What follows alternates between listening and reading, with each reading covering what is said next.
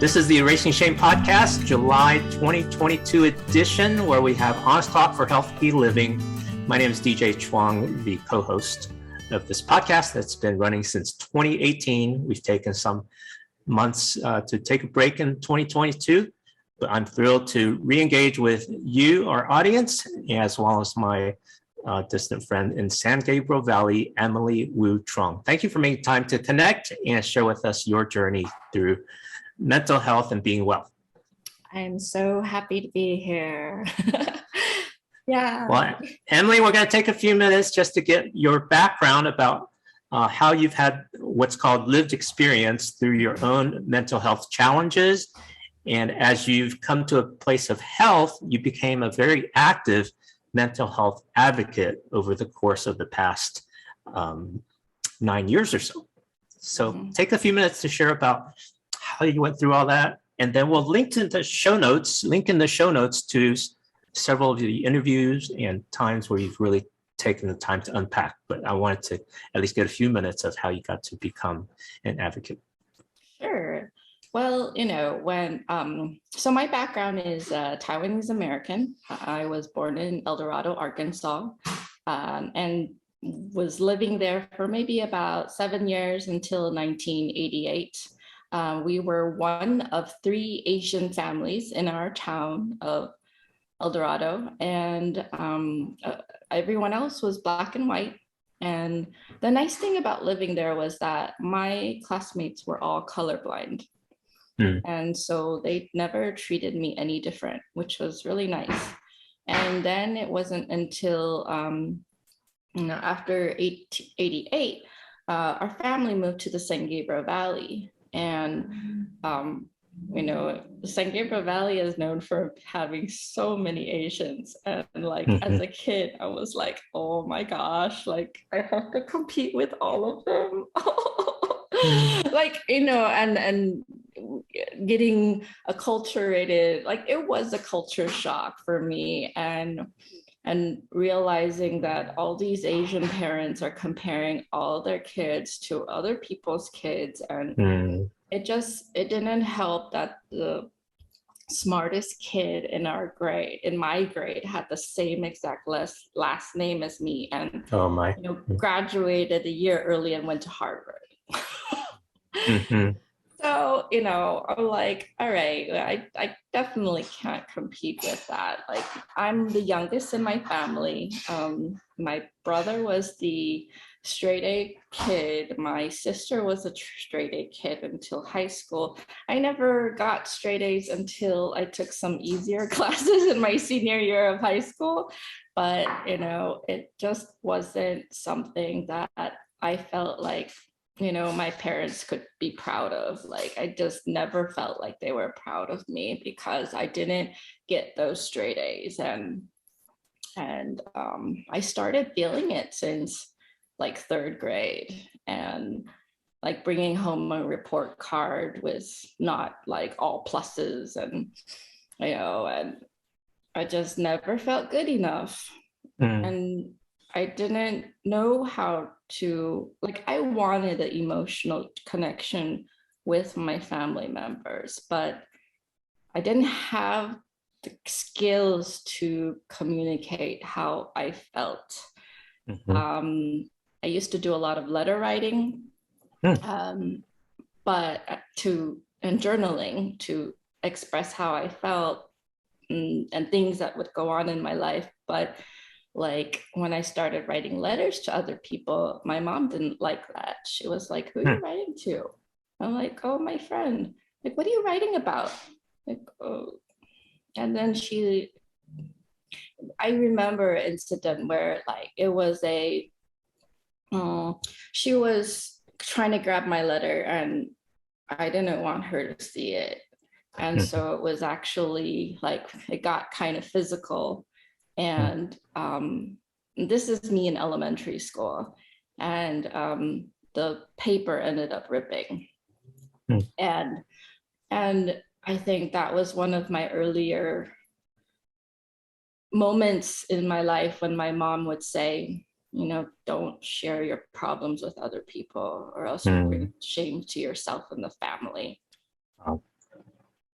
And I mean, but I couldn't hold it in.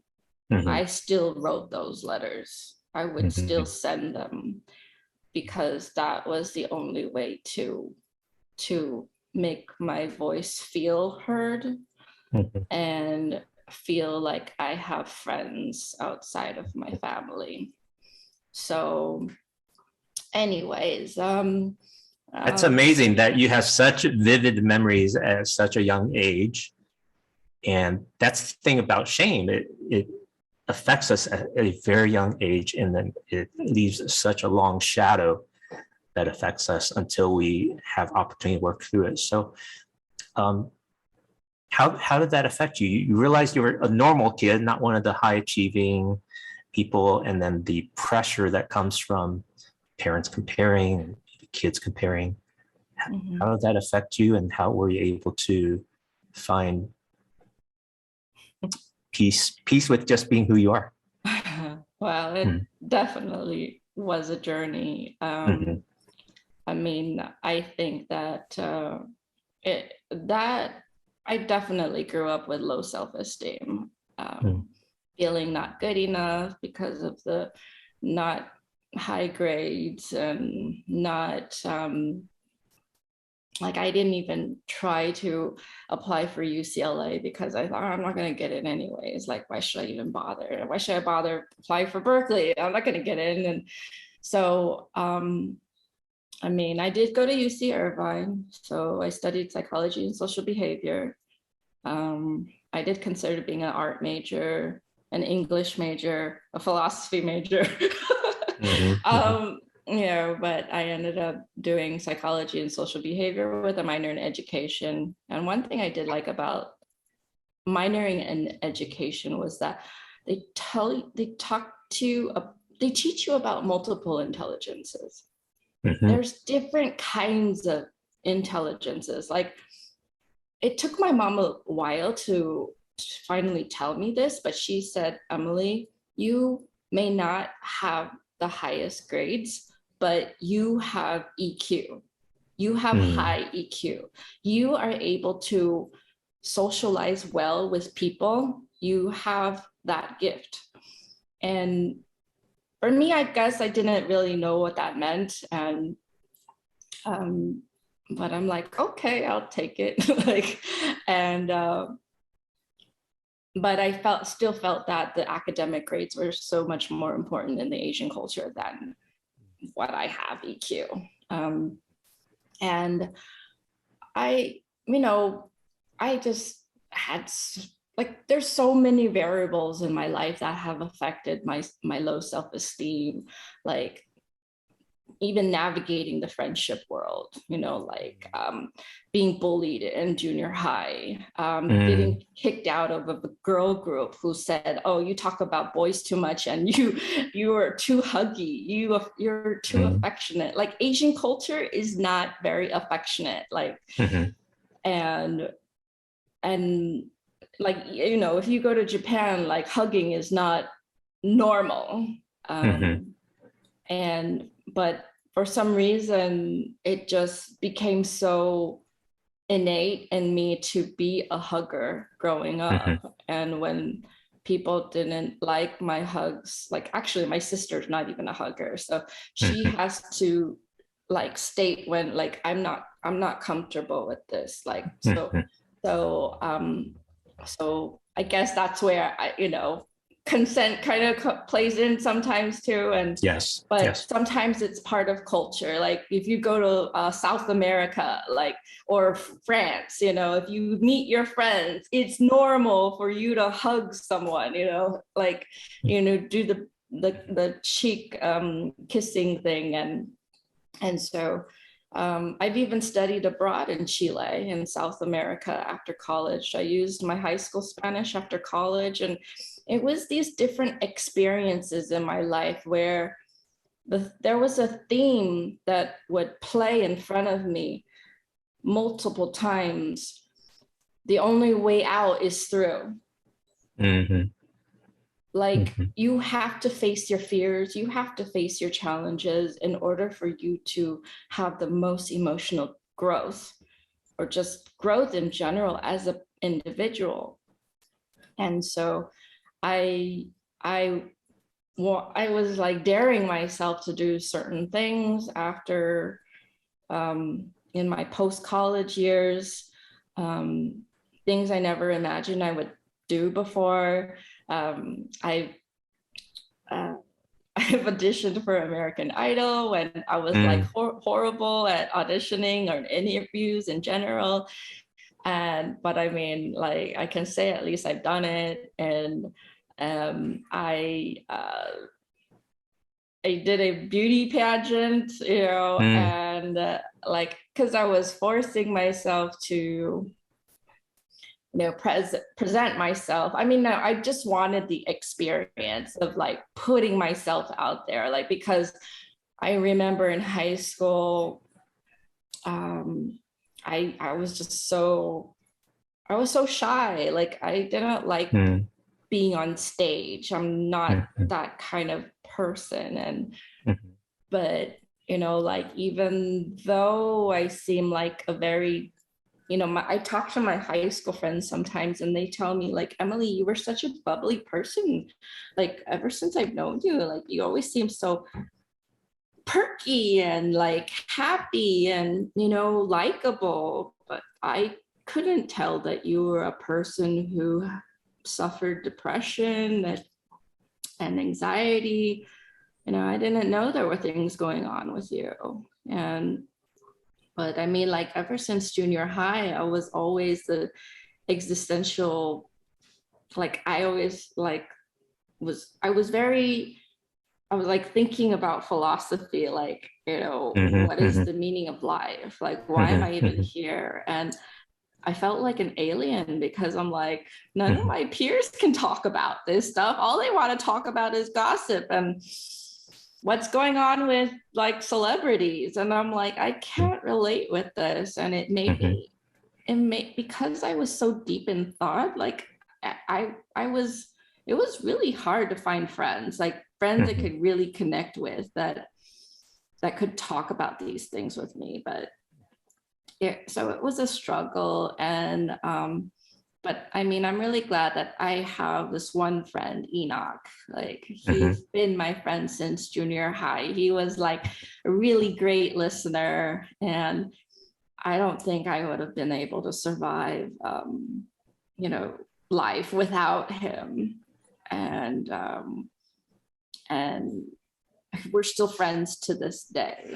That's great. And yeah, so I mean, having friends like him have really helped me through my growth.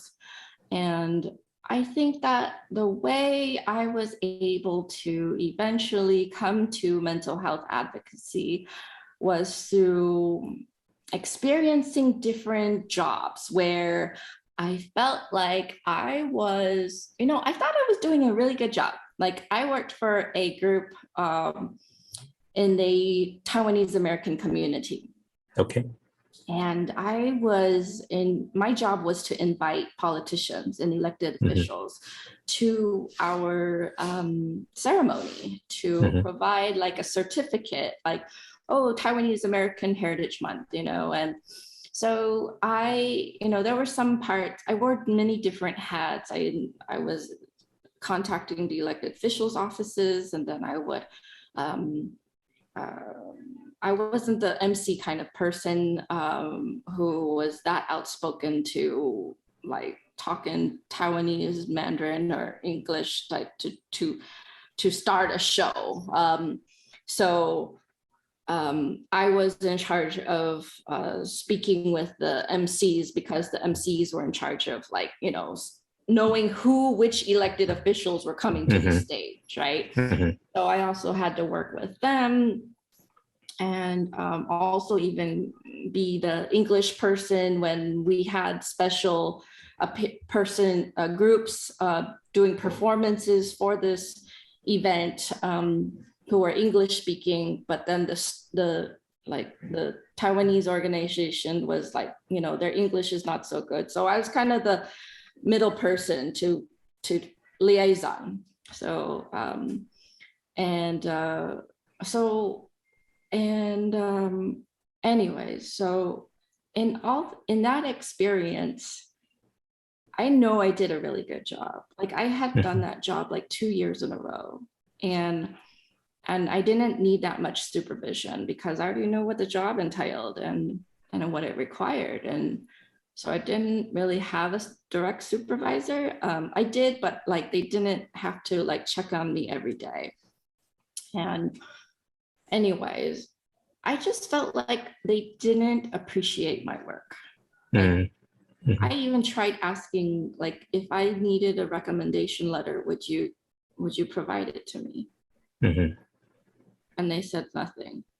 And I'm just like, it like their reaction in front of me actually was this guy, like the supervisor, was drunk at the time. It was like the appreciation dinner, and after the dinner was over, like he had already drank so much, and he said he was applauding the MCs over applauding my work.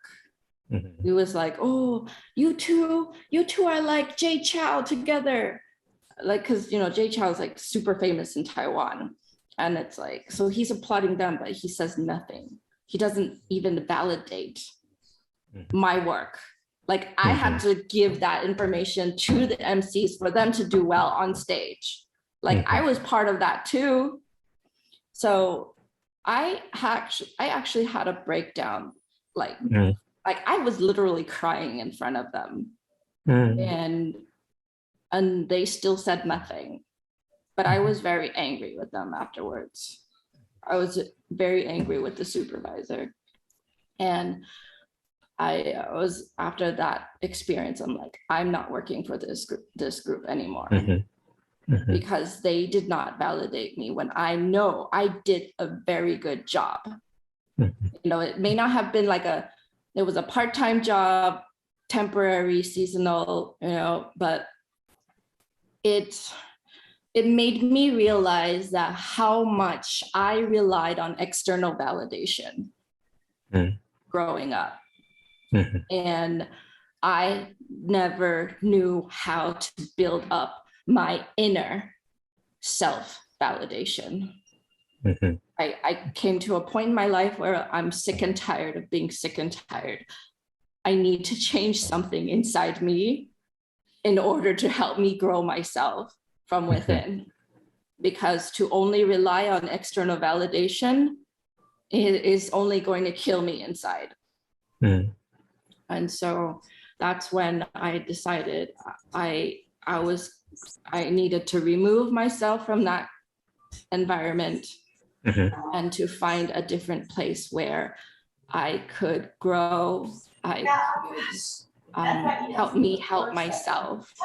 So, yeah. So now, as part of your message as a motivational speaker and mental health advocate, then it's sharing with people your experience in building up your inner confidence. And you've been doing that for a number of years now. What has been 2 or 3 keys that's helped you, that you've shared with others, that's helped them in building that inner confidence and resilience? I would say breaking away from the need to compare. That is so important, because your real competition is with yourself. Once you say to everyone that I think that we're all in this life trying to help ourselves to improve, and I want everyone to succeed. Everyone will succeed in their own way. But when you direct your attention to yourself, to your own growth, and only work on you, then you have no need to look at what other people are doing. I mean, a lot of the times I feel like people have been jealous of me growing up. And but that was because like I used to think that, oh, why can't I have normal girlfriends? Like, and I used to make that mean something about me, but actually it was about them. They didn't like me because they were jealous of me. And they don't know how to say that to you, to your face, because they're envious of you. But if they're envious of you, it's not about you, it's about them. And they're just intimidated by you. So I think with when it comes to competition, with competing with others and comparing yourself to others, like it's just so harmful to do that for your mental health, because it only, everybody has a different journey in life.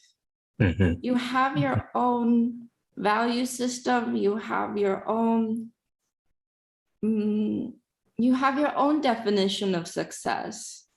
Just because, I feel like in this capitalistic, materialistic world that we live in, we, people like to keep up with the Joneses, like, and it's just like, no, like, you don't need to constantly compare. Just look at you. Have you improved since before? Look at yourself step by step, like in your life. Are you in a different place than where you were before? And if so, good. Pat yourself on the back for that. And, so I'd say that, instead of comparing, only look at yourself.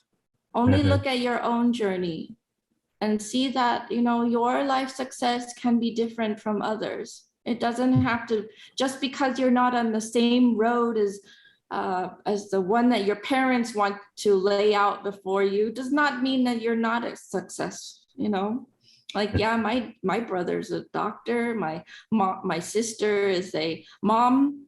She has 2 kids and she's raising them well, And for me, I have a different lifestyle. Like I wear many different hats, and I'm taking care of my mom as a caregiver, and freelance, motivational speaker, and like I have so many dreams. Like I love the music from The Greatest Showman, like Million Dreams and This Is Me. And I guess I'd say a second point is like, don't be ashamed of yourself. Don't be ashamed of who you are. Just because you are not who other people want you to be yourself, and don't be ashamed of it. Like, listen to the music of This Is Me, the lyrics. It is so powerful. And because I lived in shame for so long, to the point where I thought, like if I, like, what's the use? I had suicidal ideation, and I'm like, if I'm never gonna be what my parents want me to be, why should I even bother? I feel so broken inside. Who would even love me? I mean, but when you remain who you are and you just stay true to yourself, John Lennon said, being honest may not get you many friends, but at least you'll get the right ones. So be true to yourself, and the right friends will come your way. That's beautiful. Yeah. Well, thank you for opening up and sharing that poignant moment with us. Yeah, sure.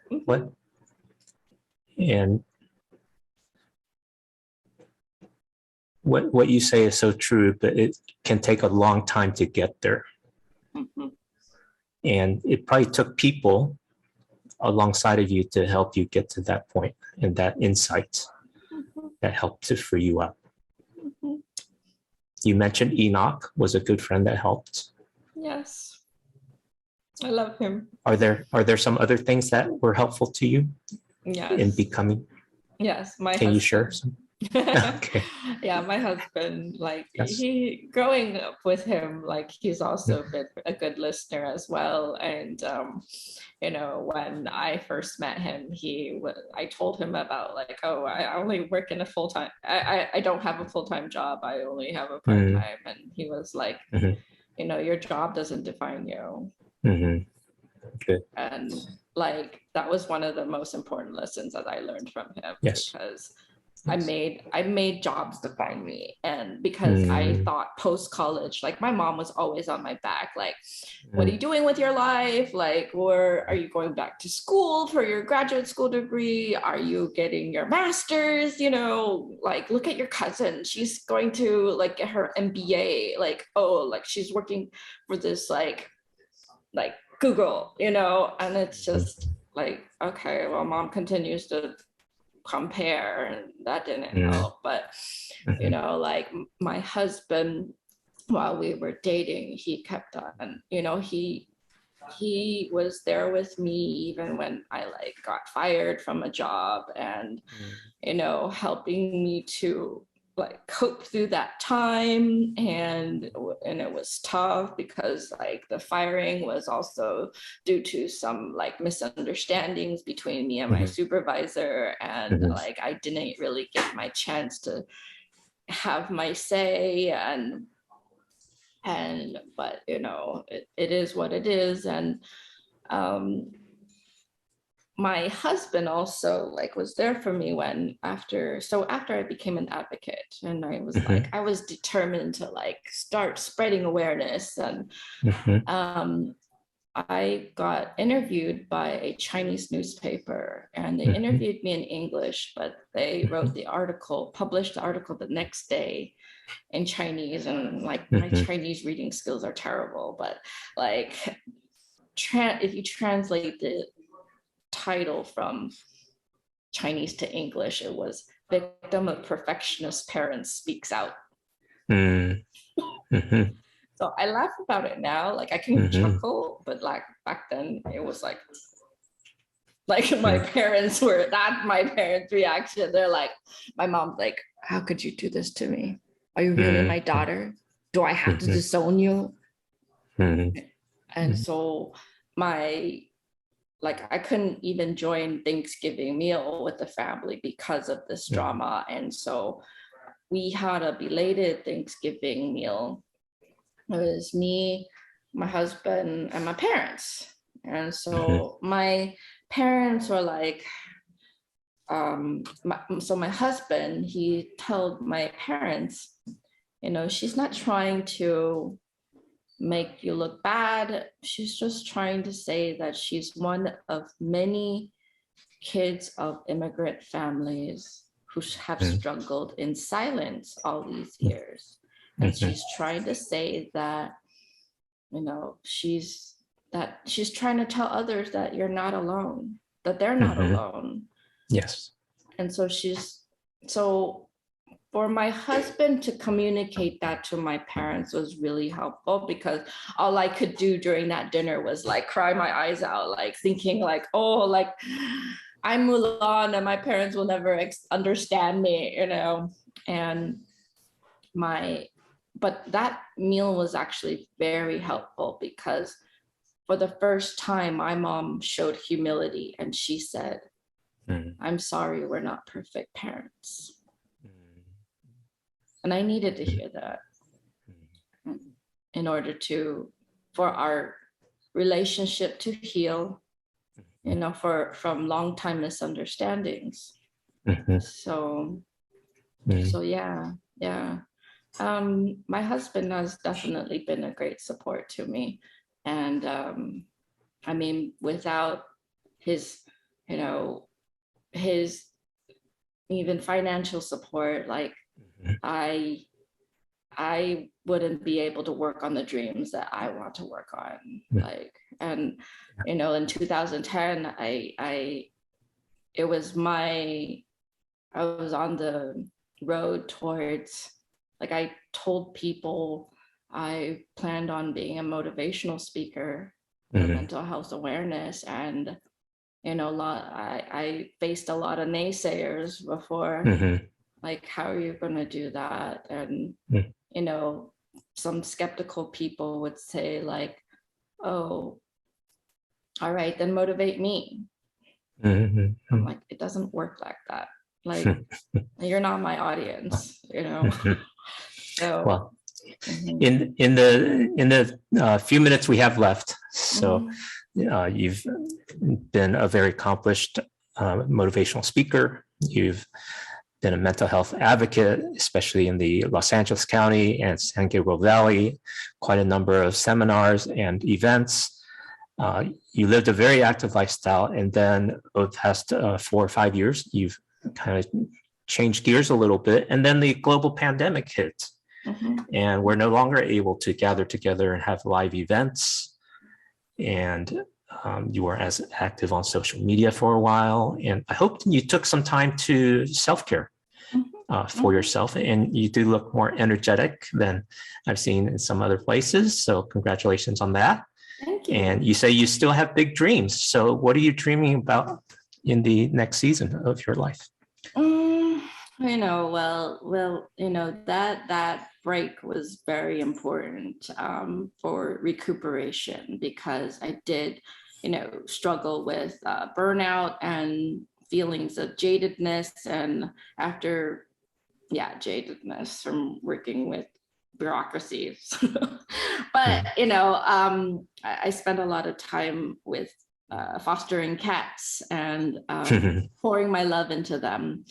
But now, you know, because of the recent school shootings, and it's like people are still dying, and you know, people are still dying by suicide, and it's just, you know, even though Subtle Asian Mental Health, the Asian Mental Health Collective, are making efforts on a larger scale to try to address the situations, like, there's still more work that needs to be done. And so this is where I felt like, okay, I'm coming back into the game, and I'm going to, you know, continue sharing my story, because sometimes I feel like some mental health awareness campaigns are very surface level.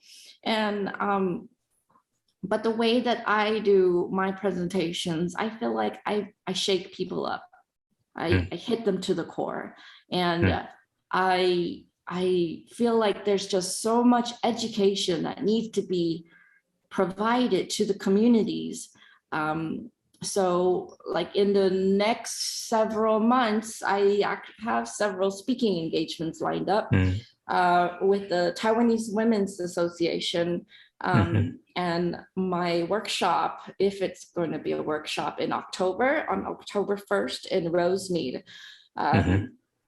It'll be called Healthier Communication for Happier Families. So I'm gonna have some of the people who come to do some role playing, so that they can understand how tone of voice and the way you speak, that tone of voice and the words you choose make a difference in how you communicate to your loved ones. So that is very practical information that is very important for individuals who want to have good relations with other people, with your friends, with your family, with your coworkers, you know, and what are the best practices, you know. So, and I feel like families don't always know this, because in my very first speaking engagement in 2010, I was telling families, parents, like, you have a profound effect on the way you help shape your child's view of the world. You know, and so, like, because I literally thought that I had to be a perfectionist in order to survive this world, you know, but later I had to find out, no, that's not true. totally not true, so, but now with this workshop, I hope that I can help educate parents to shape the way that they speak to their kids and their loved ones, with anyone they love. And then I'll be part of next April, I'll be part of the mental health panel for the Taiwanese women's national, is it North?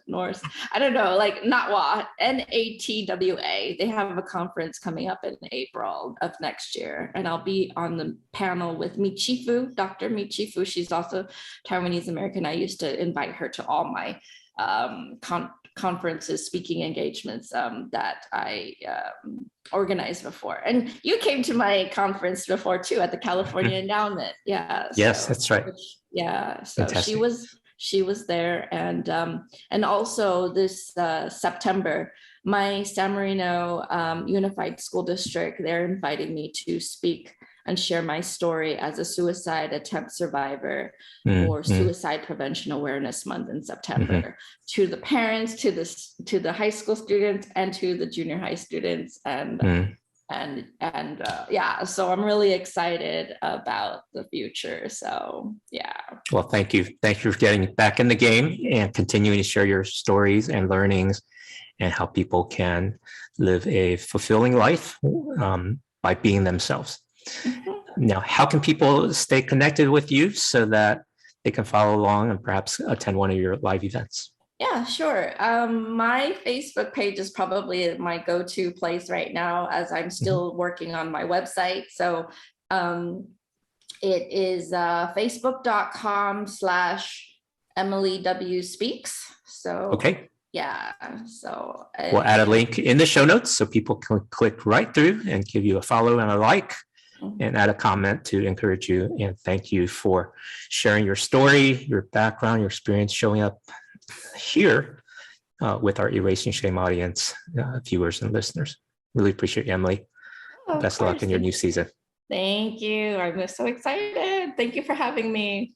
Okay, and a closing word for our viewers and listeners. Click subscribe on YouTube, Facebook, wherever you listen to your podcasts, Apple Podcasts, Spotify, we're all there. And you can find all the links here at erasingshame.com. Click on the show notes and hear more about Emily's background and story and how she might help your organization, your event with mental health and wellness. So until next time, thank you for being a part of Erasing Shame. Bye-bye.